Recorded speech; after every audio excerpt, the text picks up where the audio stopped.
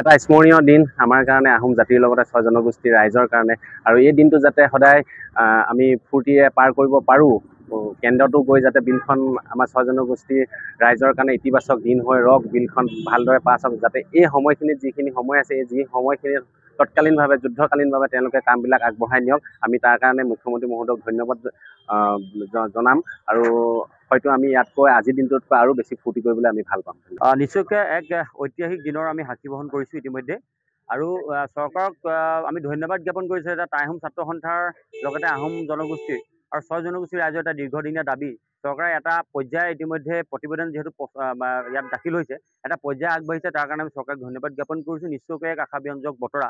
আৰু তাৰ সমান্তৰালকৈ ইয়াৰ পিছৰ যিখিনি আমাৰ যাৱতীয় কাৰ্যকলাপ আছে বা যিখিনি মানে প্ৰচেছ আছে, প্ৰচেছখিনি যাতে চৰকাৰে যাতে সামগ্ৰিক গতিৰে যাতে নকৰে, তাৰ কাৰণে চৰকাৰক আমি অনুৰোধ জনাইছোঁ। যিহেতু ইয়াৰ পিছৰ পৰ্যায়খিনি ইয়াৰ পৰা বিলখন গৈ কেন্দ্ৰলৈ যাব, কেন্দ্ৰৰ পৰা তাৰ পিছৰ পৰ্যায়ত আমি জনজাতিকৰণ পোৱালৈকে আচলতে বহুতখিনি মানে ইয়াত ব্যৱস্থাৱলী আছে। গতিকে এইখিনি হোৱাত যাতে চৰকাৰে এক যুদ্ধকালীন প্ৰস্তুতিৰে তেওঁলোকে যাতে আগবাঢ়ি যায়। মুখ্যমন্ত্ৰী হিমন্ত বিশ্ব শৰ্মাৰ নেতৃত্বাধীন এই চৰকাৰখনে অসমীয়া জাতিৰ এক সুৰক্ষিত ভৱিষ্যতৰ কাৰণে কাম কৰি আহিছে। আজি বনাঞ্চলৰ মাটি, সত্ৰৰ মাটি, নামঘৰৰ মাটি অবৈধ সন্দেহযুক্ত নাগৰিকৰ কবলৰ পৰা এই চৰকাৰখনে উদ্ধাৰ কৰিছে।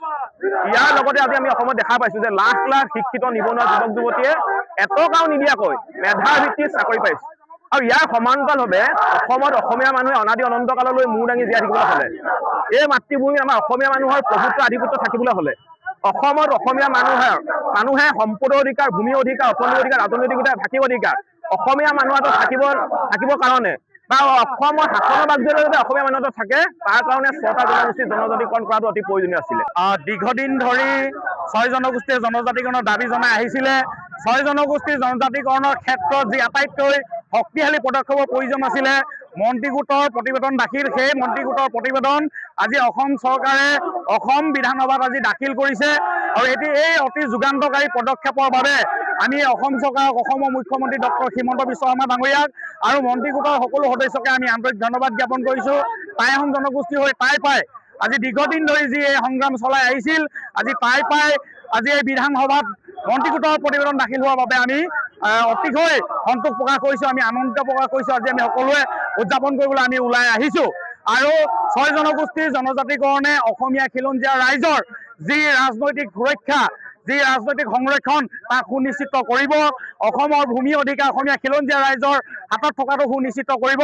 গতিকে 6 জনগোষ্ঠীৰ জনজাতিকৰণৰ ক্ষেত্ৰত আটাইতকৈ যিটো শক্তিশালী পদক্ষেপ আছিলে, সেই পদক্ষেপটো আজি গ্ৰহণ কৰাৰ বাবে আজি একমুখে আমি টাই পাই অসম চৰকাৰক আজি আমি ধন্যবাদ জ্ঞাপন কৰিছোঁ। যিকোনো খবৰৰ বাবে যোগাযোগ কৰক 7099017330 লগতে 7099017110 নম্বৰত।